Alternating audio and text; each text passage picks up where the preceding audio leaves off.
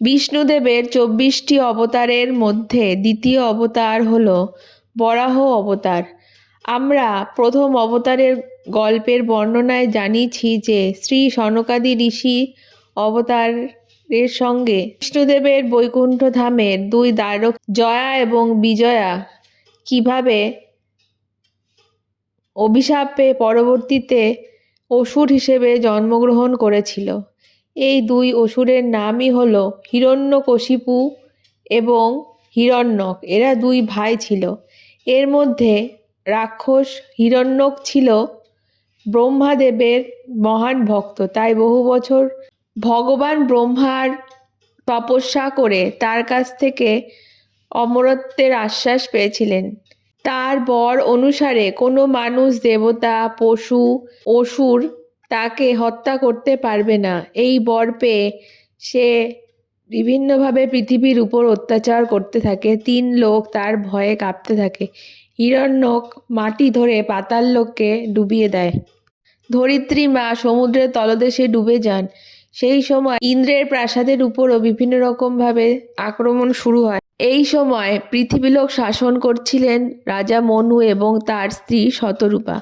তারা ভগবান ব্রহ্মার শরণাপন্ন হন এবং পৃথিবীকে রক্ষার জন্য প্রার্থনা জানান। সেই সময় ভগবান ব্রহ্মা চিন্তিত হয়ে বলেন যে তিনি যেহেতু নিজেই অমরত্বের বর দিয়েছেন, সেই জন্য তাকে ভগবান বিষ্ণুর সাহায্য নিতে হবে।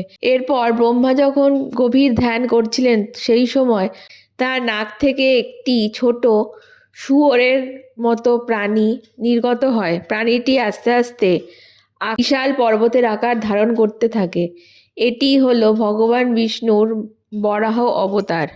যেহেতু রাক্ষস হিরণ্যক ব্রহ্মার কাছে বর পাওয়ার সময় সমস্ত প্রাণীর মধ্যে শুয়োরের কথা বলতে ভুলে গিয়েছিল, সেই কারণে ভগবান বিষ্ণু এই শুয়োর রূপে অবতার গ্রহণ করেন এবং তিনি সমুদ্রের তলায় গিয়ে হিরণ্যকের হত্যা করেন। বরাহ অবতারের জন্মগ্রহণ হয়েছিল রাক্ষস হিরণ্যকের ধ্বংসের সাথে সাথে। বিষ্ণুদেব মাতা ধরিত্রীকে এই রাক্ষসের হাত থেকে সমুদ্রের তলা থেকে মাটি খুঁড়ে উদ্ধার করেছিলেন। এইভাবে ভগবান বিষ্ণু বিভিন্নভাবে আমাদের সৃষ্টিকে রক্ষা করার জন্য নানাভাবে অবতারের রূপ গ্রহণ করেছিলেন। এরপর তার আরও বাকি অবতারের রূপগুলিকে আমরা এক এক করে গল্প হিসেবে আপনাদের সামনে প্রদর্শন করব। বরাহ জয়ন্তী সাধারণত ভাদ্র মাসের শুক্লপক্ষে তৃতীয়া তিথিতে পালন করা হয় এবং এটিকেই বারাহী দেবী তারই শক্তিরূপ বলে বিবেচিত হয়। বরাহ অবতারের প্রধান বৈশিষ্ট্য হল এই অবতারের মুখটি শুয়োর এবং মানুষের শরীরের অর্ধেক অর্ধেক মিলিত রূপ। অর্ধেক শুয়োরের মুখ এবং মানুষের শরীরের আধা মানুষ আধা পশু রূপ। তার 2টি দাঁত আছে, যার দ্বারা তিনি পৃথিবীকে ধারণ করে থাকেন। তার হাতে শঙ্খ, চক্র, গদা এবং পদ্ম ইত্যাদি অস্ত্র বহন করে থাকেন। এই অবতার সাধারণত সুরক্ষা, শৃঙ্খলা এবং ত্যাগের প্রতীক বহন করে।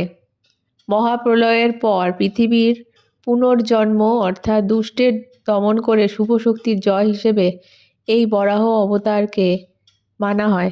এর পরের অবতার আমরা পরবর্তী ভিডিওতে দেব, তার জন্য আমাদের চ্যানেলটিকে অবশ্যই সাবস্ক্রাইব করে দেবেন। আর এর আগের ভিডিওগুলি আমরা ডেসক্রিপশনে লিঙ্ক হিসেবে দিয়ে দেবো, সেগুলিও আপনারা দেখে নিতে পারেন। ধন্যবাদ।